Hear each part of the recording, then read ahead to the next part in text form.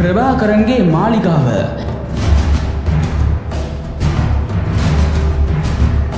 එදා මාලිගාව අද මොන වගේද?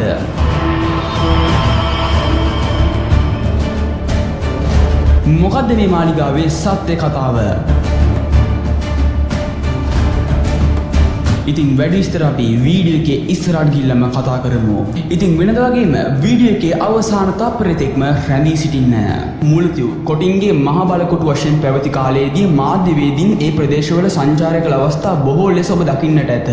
වවුනියාව ඕමන්ත අපේ හමුදා මුරපොළ පිරික්සීම් වලින් පසු යුද මුක්ත කලාපයේ ඔස්සේ ගොස් කොටින්ගේ මුරපොළ වෙත පැමිණි පසු උන්ගේ ඊළම් රාජ්‍යයට ඇතුළු වීම සඳහා වීසා ගැනීම දකුණේ සිට ඕනෑම අයෙකුට අනිවාර්ය වේ. දකුණේ සිට යන ඕනෑම ජගතෙකුට මේ වීසා බලපත්‍රය ලබාගත යුතු අතර ඒ සඳහා මුදල් ගෙවිය යුතුයි. දැඩි පිරික්සීම්, ඡායාරූප ගැනීම සහ වීඩියෝ ගත කිරීම වලින් පසු කොටින්ගේ ඊළම් සීන රාජ්‍යයට ඇතුළු වීම සඳහා වීසා බලපත්‍රය නිකුත් කරනු ලැබේ. මත්පැන් බෝතල්, සිගරට් පැකට් හෝ වෙනත් බඩු බාහිර ආදී බොහෝමයක් සඳහා කොටි කප්පම් වශයෙන් මුදල් ලබා ගනිති. මෙම කාර්යය ඉටු කරනු ලබන්නේ කොටින්ගේ රේගු වංශය විසින්. කොටින්ගේ රේගු වංශය විසින් ලබා ගන්නා මෙම මුදල් කප්පම් වශයෙන් සඳහන් නොකරන ලෙස එක් කොටි නායකයෙකු විසින් එක් අවස්ථාවකදී මාධ්‍යවේදියෙකුගෙන් පවා ඉල්ලීමක්ද කර ඇත. කොටින්ගේ ඊළම් සීන රාජ්‍යයට ඇතුළු වී නැවත පිටව යන තෙක් වීසා බලපත්‍රය ළඟ තබා ගැනීම අත්‍යවශ්‍යයි. එය ළඟ තබා නොගැනීම බොහෝ විට කොටින්ගේ හිරේ විලංගුවේ වැටීමට හේතු වනවා ඇත. LTT සමාජිකයන්ගේ ඊළම් සීන රාජ්‍යයට ඇතුළු වූ පසු ක්‍රියාත්මක වන්නේ දකුණේ අපට බලපාන නීති රීති හෝ අනපනත් නොවේ. එහි ඇත්තේ කොටි නායකයන් විසින් පනවන ලද අනපන සහ නීති රීති. එහි එදා රජ කළේ කැලෑ නීතිය වුවත් කොයි කවුරු වුණත් ඒ නීතියට අවනත විය යුතුමයි. කොටි නායකයව සිටි වේලුපිල්ලේ ප්‍රභාකරන් දෙස් විදෙස් මාධ්‍යවේදීන් හමුවට පැමිණ මාධ්‍ය සාකච්ඡාවක් පවත්වනු ලැබුවේ එවකට පැවති ඒ එජාප රජය සමග පැමිණි සාමගි උසුමින් පසුවයි.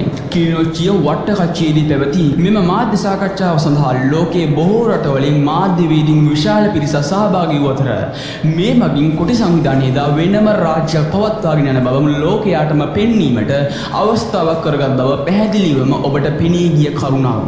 ප්‍රභාකරන් සහභාගී වන මාධ්‍ය සාකච්ඡාවට පැවති ස්ථානයට ශ්‍රී ලංකා මාධ්‍යවේදීන්ව රැගෙන ගියේ දැඩි ආරක්ෂක රැකවල් මැද්දේය.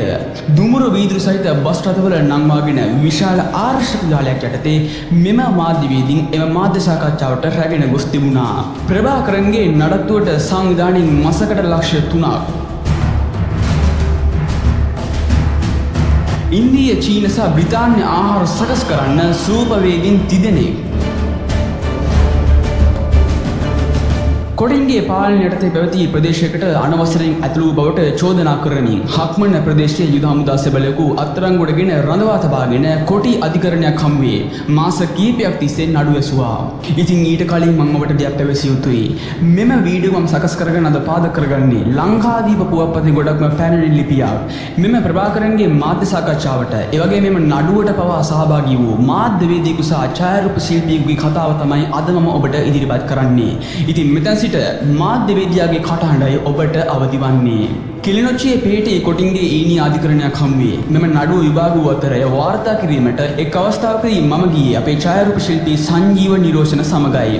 ඒ කොටි නායකයන්ගෙන් කලින් ලබාගත් අවසරයක් මත එදා ඒ සෙබළාගේ මව්පියන් සහ බිරිඳ එවැගේම කුඩා දරුවාද කිලිනොච්චියේ කොටින්ගේ ඊනියා අධිකරණයට පැමිණ සිටි අතර ඔවුන් නැවත බන්ධනාගාරගත කරනු ලැබූ අවස්ථාවේ තම සංවේදී දසුණක්. කොටින්ගේ බන්ධනාගාර රථයකට සෙබළා දමා ගනිද්දී ඒ සෙබළාගේ කුඩා දරුවා තාත්තේ එන්නකෝ මාත් එක්ක ගෙදර යන්නේ කියමින් අතේ එල්ලී හඬා වැළපුණු අන්දම අදටත් අප දෙදෙනාට හොඳ හැටි මතකයි.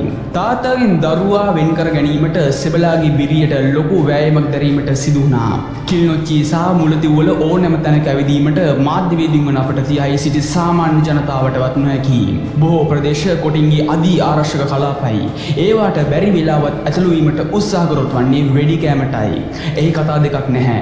එදා උතුරේ කොටි පාලනය යටතේ පැවති සමයේ ජන ජීවිත ගැන කිසියම් වූ ඉඟියක් ලබා ගැනීමට චිත්‍රයක් මවා ගැනීමට ඉහතින් ගෙනහැර දැක්වූ කරුණු කාරණා සෑහීයයි මම සිතමි. 30 වසර පැවති කොටි ත්‍රස්තවාදය දැන් සම්පූර්ණයෙන්ම අපේ රටින් අතුගා දමා හමාරයි. ඒ නිසා උතුරේ ජනතාවට නිදහස ලැබී ඇත. කිලිනොච්චි සහ මුලතිව් යන දිස්ත්‍රික්කවලට යාමට